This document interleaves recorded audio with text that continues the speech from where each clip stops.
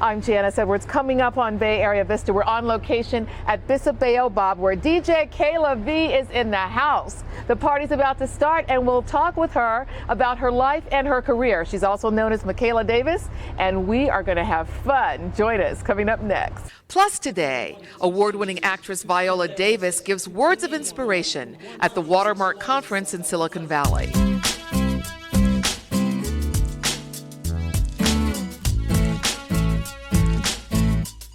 Bay Area Vista, Vista.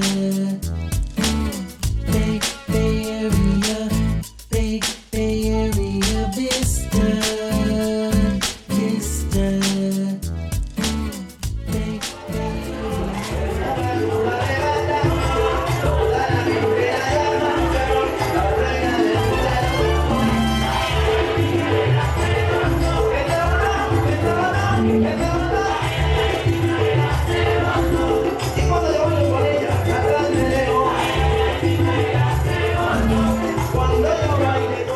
Welcome to Bay Area Vista. I'm Janice Edwards, and we are behind the scenes with Makayla Davis, also known as DJ Makayla V, to talk about her life, her music, and lots more before the party gets started outside. Well, welcome to the show. Nice to see you. Thank you for having me. Absolutely. Absolutely. Well, we wanted to find out more about what's going on in terms of the music scene, but also before we even get there, you're a Bay Area native. So where did you grow up, and what did you think you were going to do when you grew up?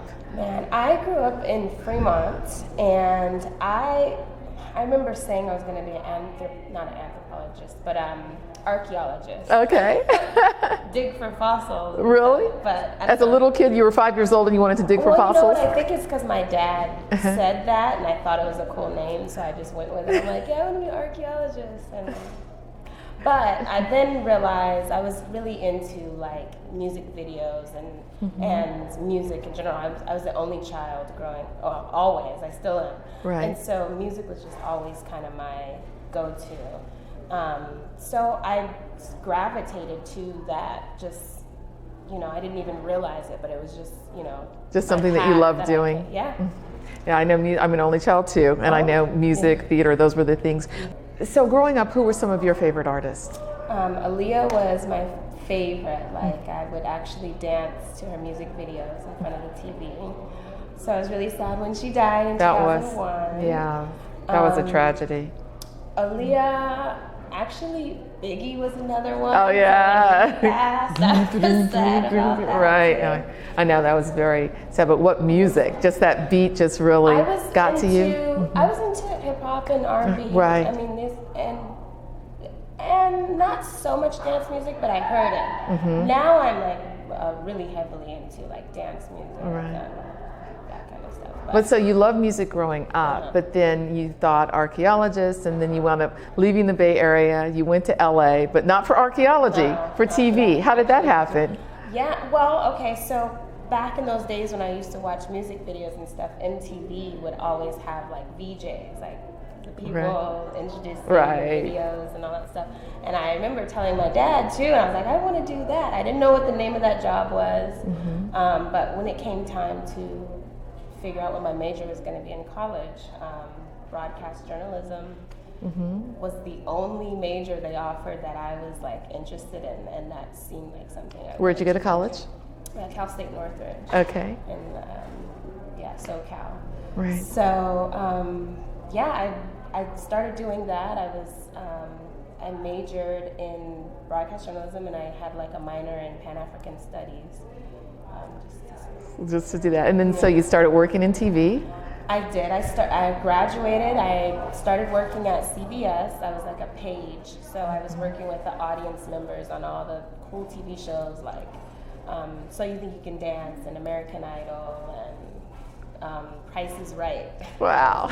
You came on down, right? I was actually there when Bob Barker was in his last days, and what was that like? It was mayhem because there were so many people. Like, people were camping out like a week in advance just to make sure they could get on the show before the transition. Left. Wow. Yeah. What was he like? Nice. I mean, he'd been doing his job, and it was pretty by the book. His marks, and He knew what to do, right? Because obviously veteran of the show. But that's so exciting. I remember my first job in TV, and it was up in the Bay Area. But then being in LA and seeing all those stars must have been a lot of fun. It was crazy. I saw a lot of people walking through those halls. Yes. American Idol too. So you saw some of the people now who are really big stars were coming up at the time. Absolutely. I think I was doing the season Sanjaya was on. I don't know if you remember Sanjaya. I remember Sanjaya. Doing that season. Right. And now it's the end of an era in terms of American Idol. Yeah. It's amazing. Right. Yeah. So you were doing that, and then how did that evolve into everything else? Well, I was actually, so from becoming a page, I transitioned into corporate. They actually hired me to work as an assistant and also as the coordinator for, you know, all the TV shows that came on CBS. So my department was the standards and practices department, where we would watch TV pretty much all day. We would watch all of the episodes that were coming out, and the editors in the department would view it, and then they would send me the ratings, and then I would disseminate it out to the company and the TV guide and to whomever else wanted that. Syndicated shows, anything. I had all the files. Right, you had to look at everything and make sure everything was by the books. That job became really redundant, so I was actually, that whole time I was like coming out of college and doing CBS, I was also on the side, like working in studios, like writing songs. I had friends who were producers, so I was. What kind of songs did you write?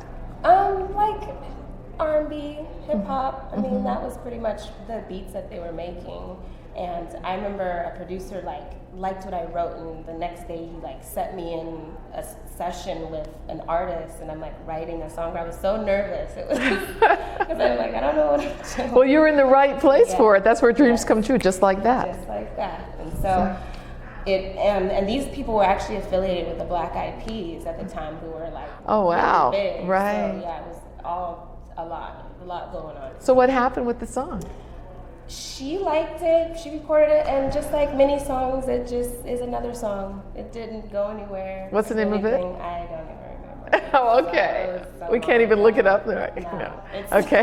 It's that's part of the history we're not going to talk about, because we're talking about the present. But I think for a lot of people who have a dream, it's important to hear this, because you wonder, how do you get from thinking you want to do something to actually doing it? Like I always talk about how I remember when I was 9 years old, I would sit and watch TV and write these stories. And then of course, when you get into journalism, you're watching TV many times and writing stories and just looking at copy. So it was preparing you. So all of these things were preparing you. Yes. And always music has been a through line in your life. And it's crazy when I look back at it, but it really has been. I met more people, and I was with this friend of mine, really close friend, and he was actually a musical director for Far East Movement, which was a band, and they were traveling all over the world, and he was traveling with them, and he would invite me to their shows, and one of the band members is a DJ, and so I was mesmerized by one of his sets one time. I'm I want to do this, this is what I want to do. And then I was watching an episode of Bravo, and there was this female DJ on there, and I was okay, so females are doing this, I gotta figure out how to do this.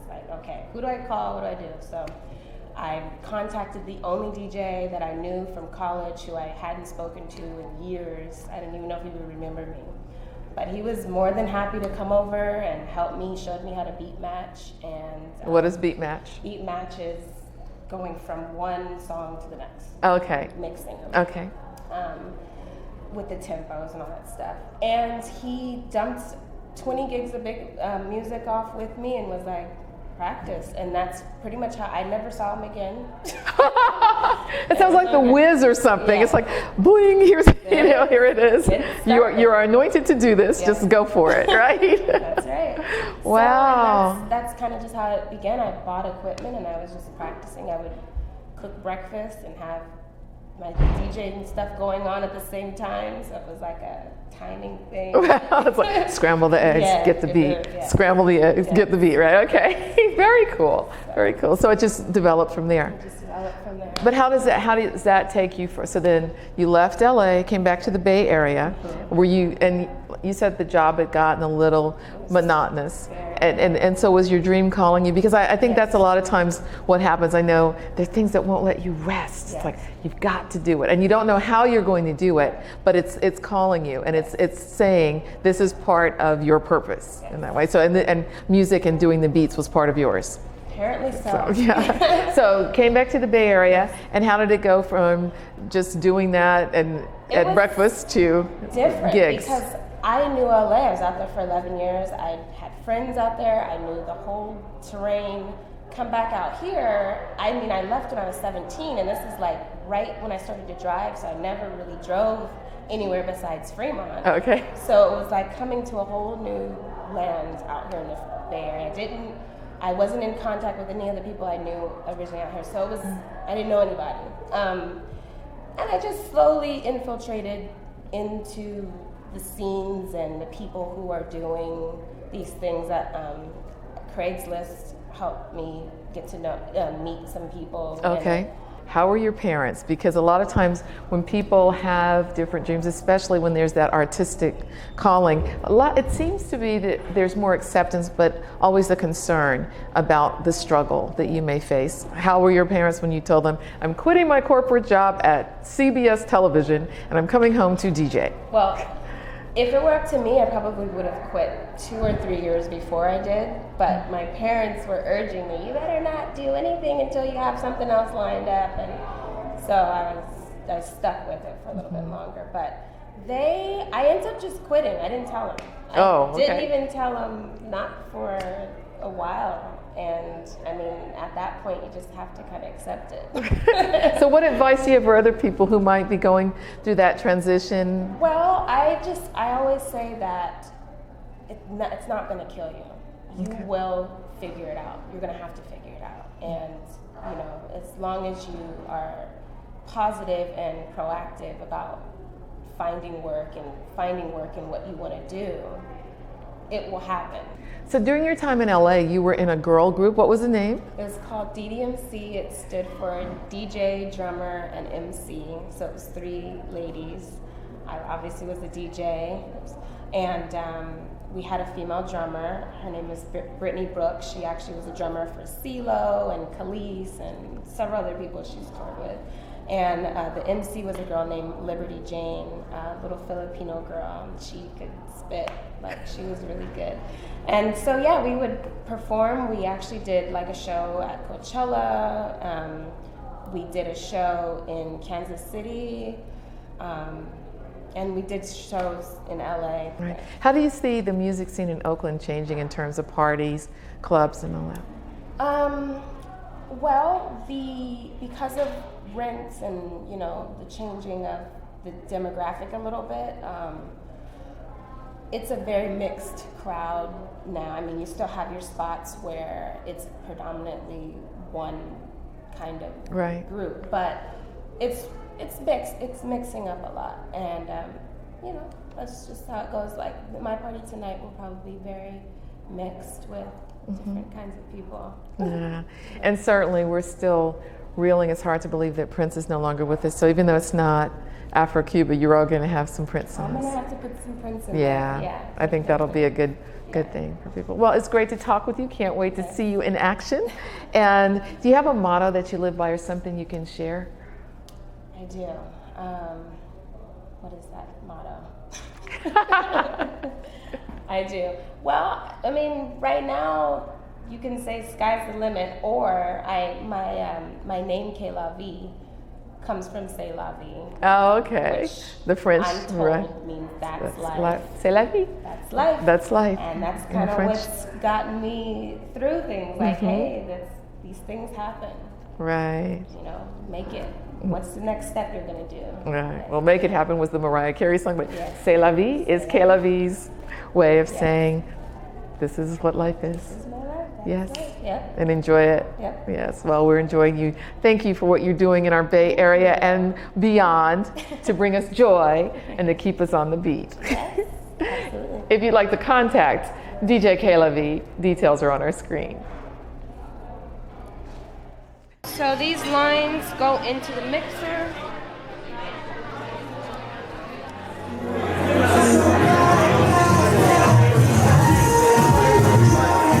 What's up, Bay Area? This is El Cool Kyle, and I just over here I showed up to help set up the sound. Makayla V's DJing, and they're doing a little special on her and asked me what's special about Makayla V. For me, as an older DJ, seeing the youth come up is, you know, you gotta help facilitate that and make it happen, because we can't be in the clubs forever. It's unhealthy. And so we booked Makayla V, and I stuck around to make sure the sound was good and everything. The girl was raw. First time I seen her, younger DJ, skills, knew how to actually use the turntables.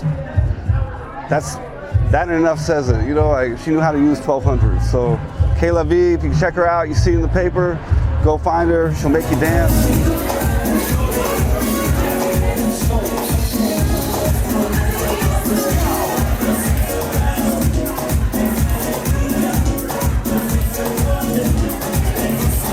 Well, I came out tonight to support my daughter, Makayla, and initially when she left CBS in LA, I was pretty alarmed, surprised, shocked, but I knew that it was something that she enjoyed doing, and it was her passion to actually DJ and be around people and work with music.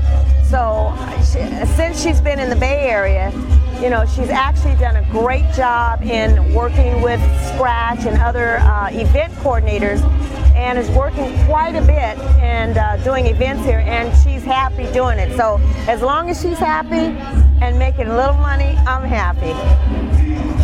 That's great. What's the best advice you ever gave her? The best advice I've given Makayla and could give her is to be sure and be able to support herself at whatever venture she takes, to not depend on someone else, to make sure that she's able to take care of herself. Anything you'd like to add about music or about her as a daughter or her growing up? Anything that comes to mind? Well, Makayla has always been a great daughter. I mean, I've had zero problems with her, and Makayla's the type of daughter that, or even I could say person, that if there's something that she wants to do, she's gonna do it. And she's very determined to go about it and do it on her own. She's pretty private, but she gets the job done. So I'm very pleased with her.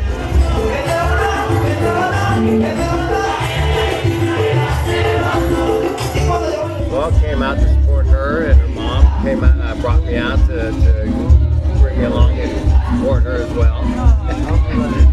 And it's always a good time to come out and see different places of Oakland and San Francisco, you know, San Jose. So try to get those events in there when we can. Tell me your thoughts about her as a DJ. I think she does really good. She puts the crowd into it, got some good music, and does a fantastic job. And she's a great person, and she's always working, so I hope she does well.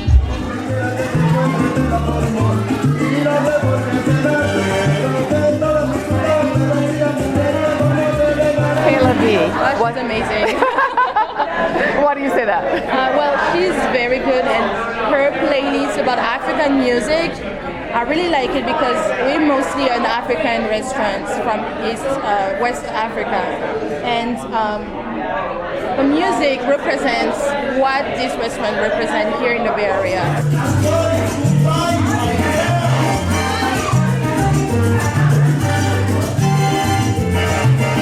It's a new party. It's a very young party, and it's a good vibe. So I love her. I love, you know, our connection, and I love how to start building a good relationship in this party.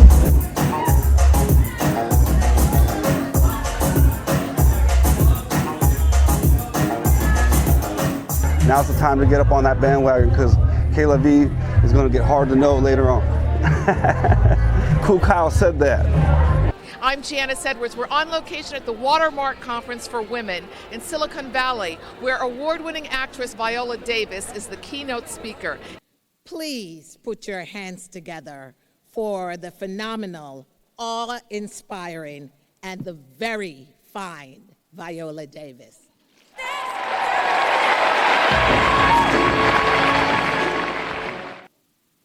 But I remember screaming at the top of my lungs. I was so terrified, and I could not stop screaming. And my sister Diane told me to run and just go in the house. Stop screaming. Everyone's going to hear you.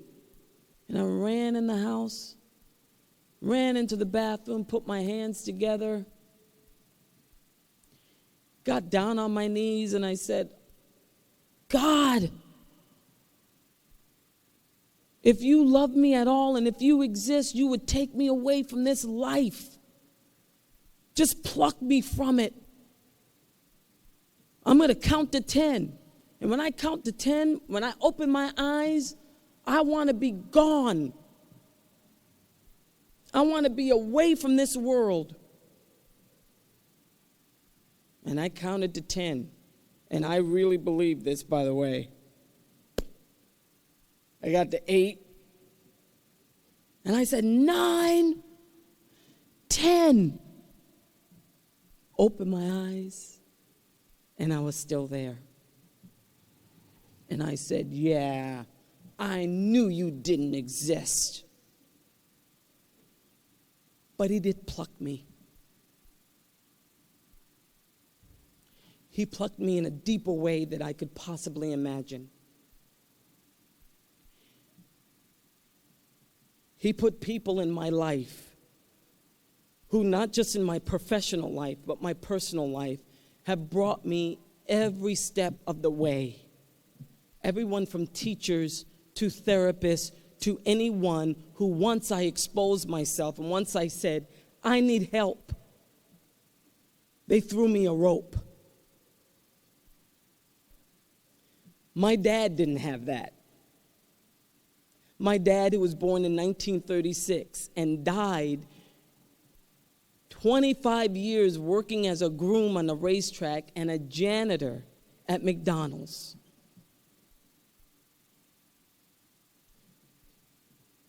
He died never even loving what he did. But I know that I'm his dream. So he ran his leg of the race as best as he could. And I've picked up the baton and I'm running my leg of the race. And what I say is, if I'm going to say that I'm going to be better than him, then I have to own my mess.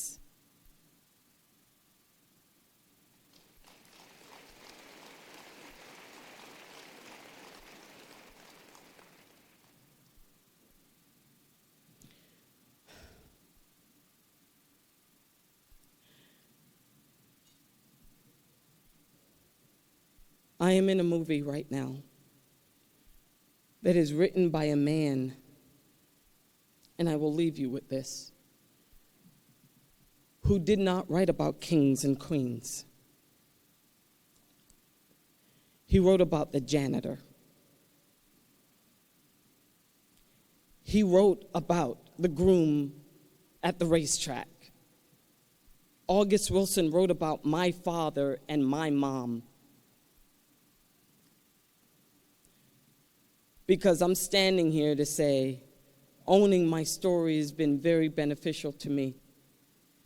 And I am so blessed to be a part of a movie where this man has uplifted the lives of the ordinary person. The person who's moving through their lives. And once they're gone, you think to yourself, did their lives matter? I mean, I know they're not Katherine Johnson and Mary Jackson and, Dorothy Vaughan, who were just STEM women who put the first rocket in space. I know they're not Medgar Evers or Martin Luther King, but did they matter? Did they live? Did they contribute anything? And here's this man who comes along, August Wilson, who says, yes, they did. They breathed.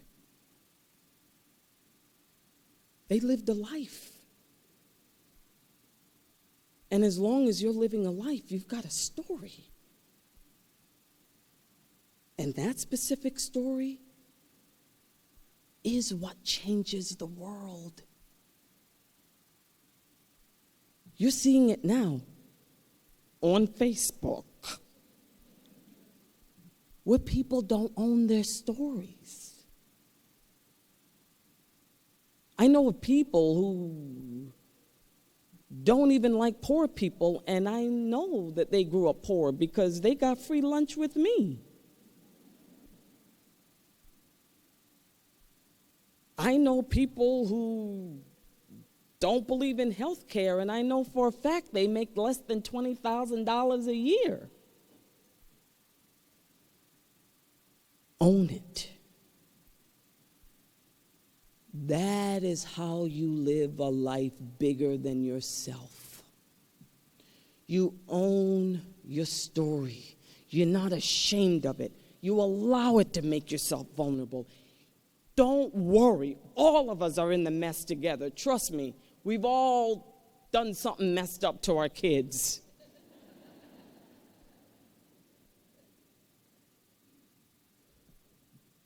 You use this to catapult you forward, and that you understand that by the day you die, you're leaving something on this planet that's bigger than you, that is connected to your story. Please. Because no one wants to feel less alone.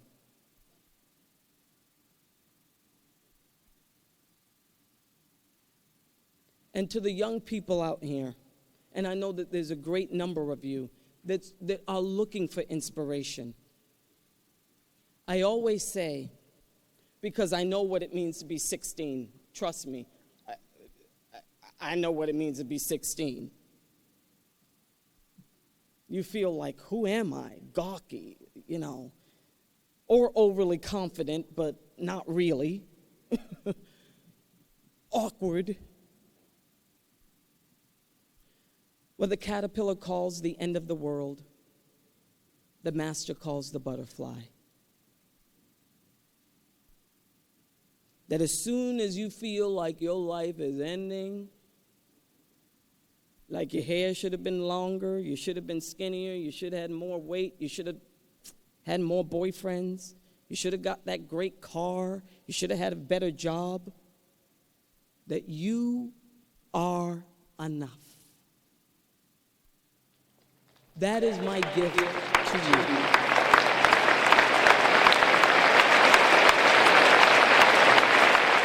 And that's our show. I'm Janice Edwards. Thanks for all that you do to make our Bay Area, our Sacramento area, and our world a better place to be. Please join us again next time. We look forward to seeing you there.